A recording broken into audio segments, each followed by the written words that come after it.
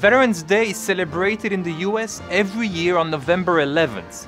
That's because World War I effectively ended on that day 100 years ago with the signing of an armistice calling for a ceasefire. November 11th is known as Armistice Day in many European countries, and that's also what the US called the holiday until 1954. But in the aftermath of World War II and the Korean War, Congress dropped Armistice Day and adopted Veterans Day instead to honor all American veterans. Even if that name swap happened more than 60 years ago, some critics are still unhappy about it.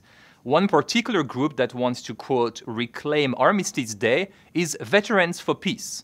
The nonprofit wants Americans to remember that the holiday was originally meant to celebrate peace and not militarism. In order to do that, Veterans for Peace is organizing events and vigils around the country to encourage attendees to question the meaning of Veterans Day. So giving people an opportunity to reflect and to remember and hopefully come away with a deeper appreciation about the service of veterans and the deeper meaning of what it means to serve in war and hopefully to not repeat those mistakes.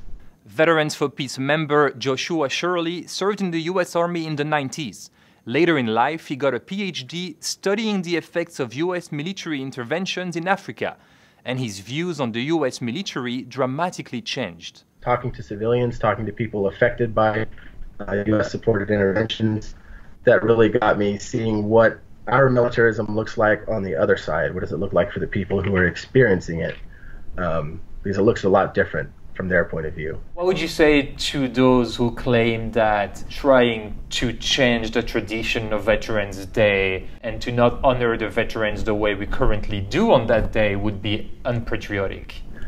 Dissent is the highest form of patriotism. And so if we're not, as citizens, holding our government accountable and asking tough questions, we're not really honoring our military when we're sending them off to fight in meaningless wars.